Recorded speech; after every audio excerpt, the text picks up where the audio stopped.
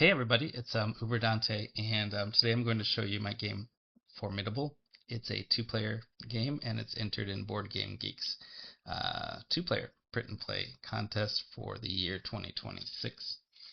And if you look at, this is a game in progress, you can see it's based on, it looks like Connect 4, it's kind of based on the Connect 4, and you'll play as one of these colors, red or blue, and each turn you're going to place a card to this grid and attempt to make a 4 in a row. But not just make a 4 in a row, but make a 4 in a row that your opponent cannot erase in their next turn.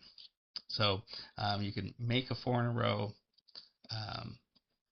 and then your opponent kind of has one chance to erase that 4 in a row, and if they can't, then you win. So basically you win if at the start of your turn you've got a 4 in a row. So if your opponent makes a 4 in a row for you, something like that, or if you make a 4 in a row and your opponent cannot do anything to erase that. So each turn you're going to play, let's say it's red's turn, there are some restrictions on play. So you'll notice each card has some checkers of each color, but also has some empty grid spaces. And if you look at here, you can see all the empty grids are at the top. So this is like the top of the grid, and this is the bottom, and think of it as like standing vertically in space. So if you put a checker here, it's going to fall down to the bottom, just like Connect 4. So you can't have any of these empty spaces down below a checker. Okay, so I can't say I'm going to place this card like here,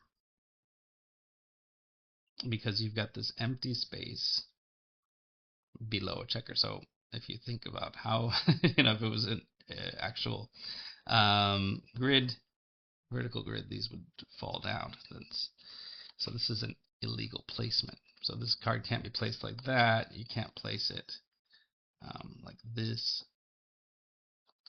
But you can try different orientations. So I could place this here. That's fine. But I couldn't place it here because I have this empty grid over here.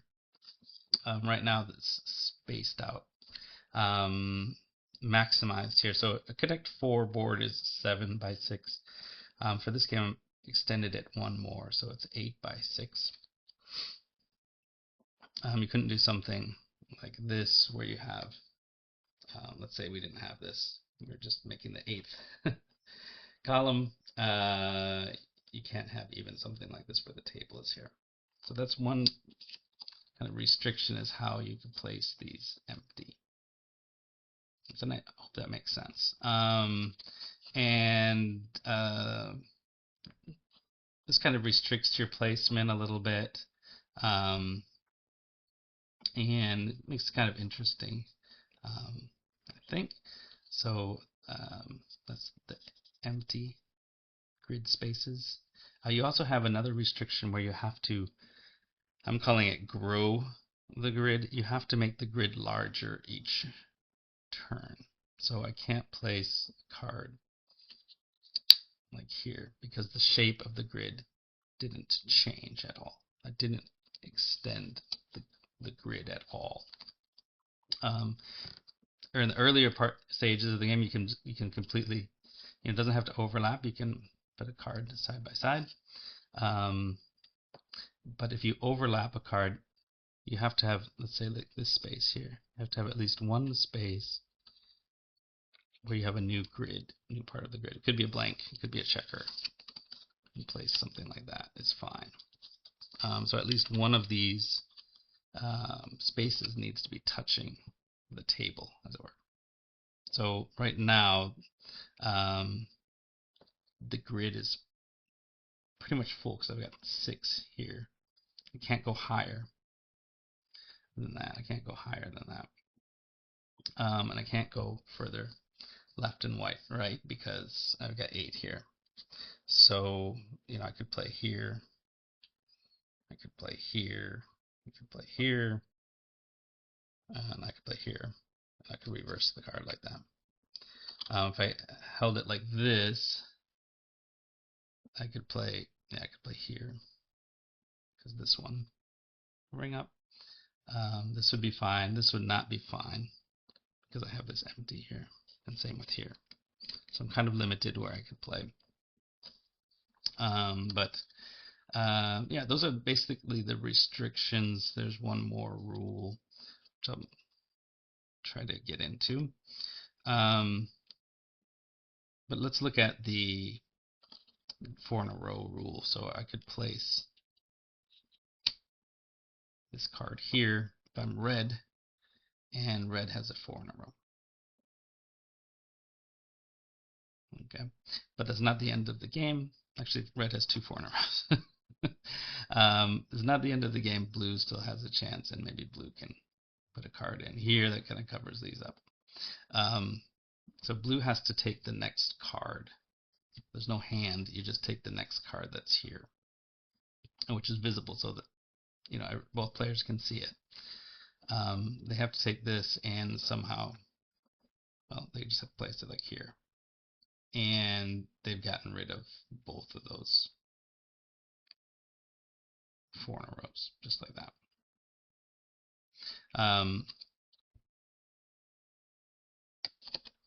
And this is probably going to end, I don't know.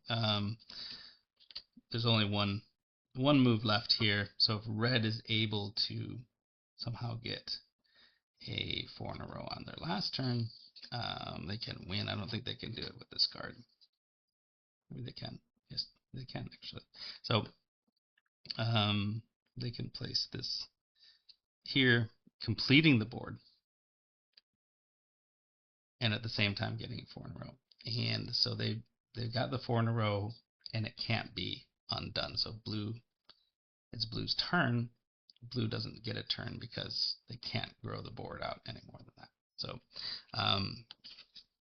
it's possible to win, yeah, in that way. If you were to make, I don't know if there's a card that would do that. If you were to make, what we got left here?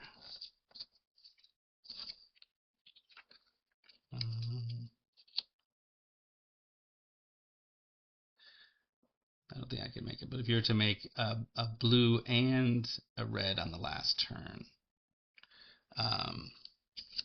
that would be, whoever played that would be the loser. So if red said, oh yeah, that's it right here. Red's like, I got 4 in a row. There's no more place for blue to go. Blue is the loser, but blue also has 4. And technically it's blue's turn. So blue blue is starting their next turn with 4 in a row. So those are some kind of end of the game cases that might come up. Okay, let's take a look at another situation that arises, and it has to do with these empty squares. So let's say I've got this board set up and this player drew this card, and they've got this table space here. They played the card like this. Okay, which is legal. What I want to focus on is right here. So if you have a situation where you have 3 empty, vertically adjacent grid spaces, not an empty table, but these actual like empty grid. This is a special situation. So because you have to build out the board, there's no way, I can't cover this one anymore. So basically we're filled up here.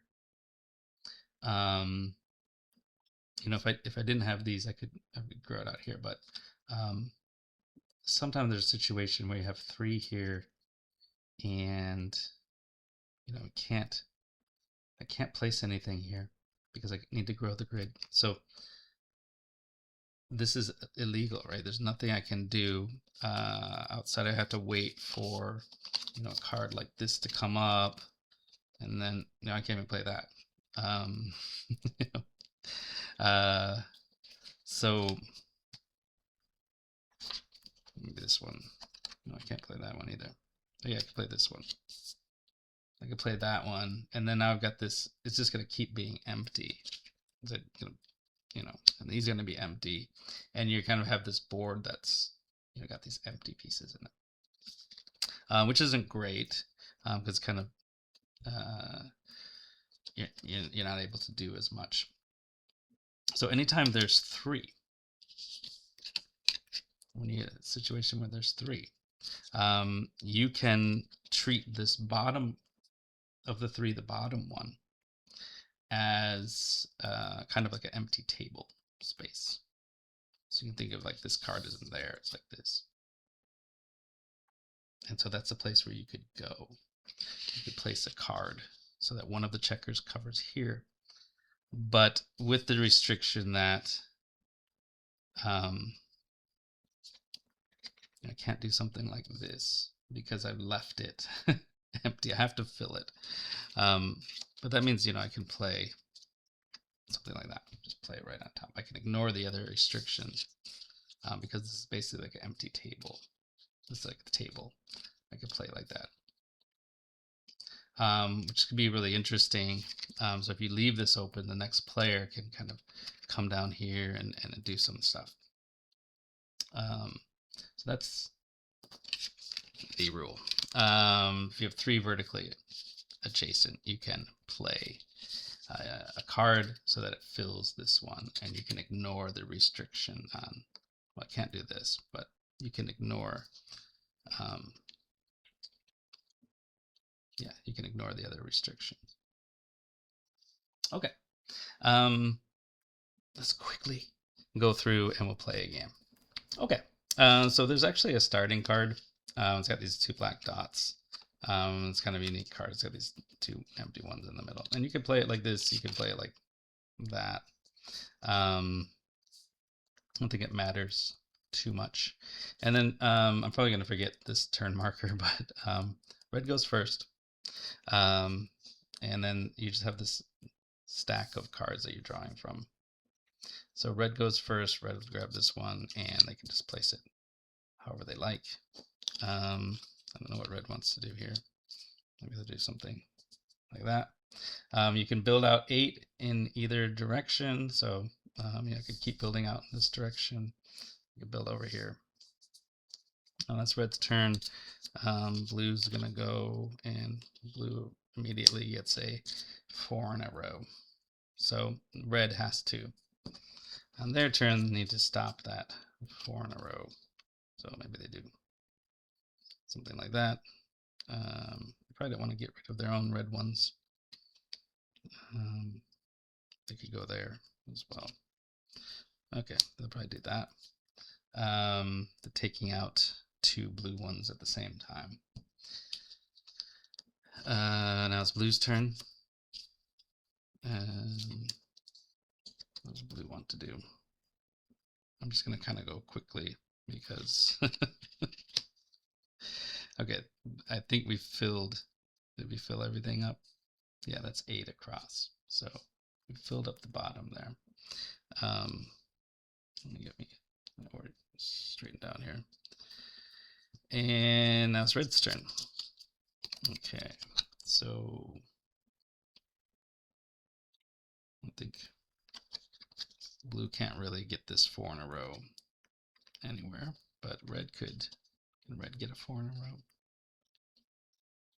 Yeah, so red said, I've got a 4 in a row here. So blue needs to counter that. Maybe blue does something like this. I've got 3 in a row now. Yeah, I forgot. Okay, it's red's turn. Yeah, red's looking over here, looking over here. I can get rid of all this stuff. I want to put that right there. And red's got a 4 in a row. Okay, blue's turn. Blue's got to get rid of that somehow. They can't really touch these two. There's no way to get those. They can cover up either of these. Maybe they can't do this. There's a 4 in a row for them, but they can have this here. so that's a loss. Maybe they just do something like that. Let's say there. Red's turn. Red's looking over it. That would be a loss for red. Doesn't make a blue here. Has red got anything good going on? Yeah, that's a loss for red. That's kind of scary. So maybe we'll put that there. Blue doesn't go there. Blue's turn.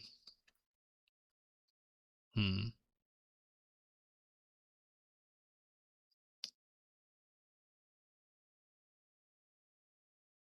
don't know where blue wants to go. Maybe blue will just go here. Red's turn. What can red do?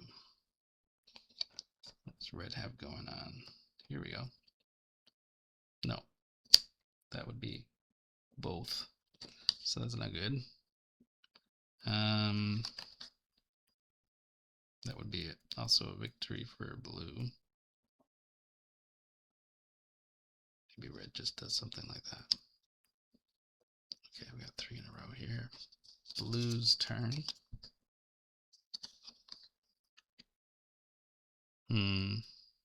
Where can blue go?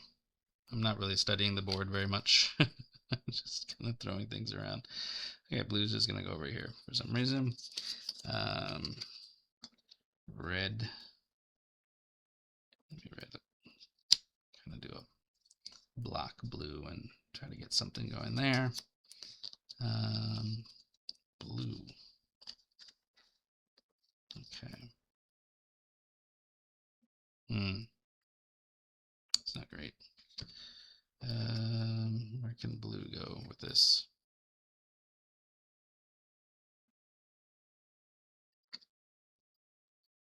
I can't play down in here because I'd be covering it up.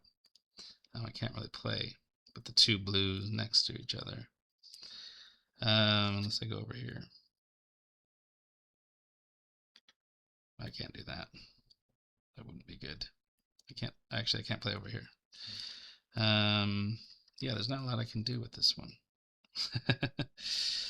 I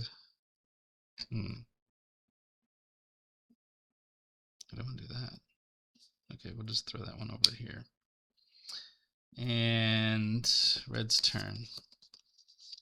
Red needs to take advantage here. Okay, so we've got 1, 2, 3, 4, 5, 6. So we've built our grid across and we built our grid up.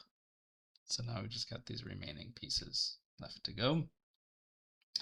And red has a 5 in a row, which is 5 in a row is okay as well. You don't have to be exactly 4 in a row. Okay, and blue's got this terrible card here, but probably it's okay. No. Can I go here? No. Can I go here? No. Did blue just lose? Blue could go here, but they still got their 4 in a row down here. I have to cover up. There's no way to get to these. I could get, this is the one I want to get rid of, but I can't put this here because of the empty space. And I can't, to move it over here, I wouldn't be growing the grid. So I think, and this one doesn't work correctly. So they really got, they picked the wrong card. So I don't think there's, I can't go over here either. So blue is, they'll just go over here because they're angry. And that would be a victory for red. Did that make sense? I hope you enjoyed the video. I hope you check the game out. It's on playingcards.io, and there's 27 cards, so it's three cards, 3 pages to print out. if you want to print it out. And thanks for watching.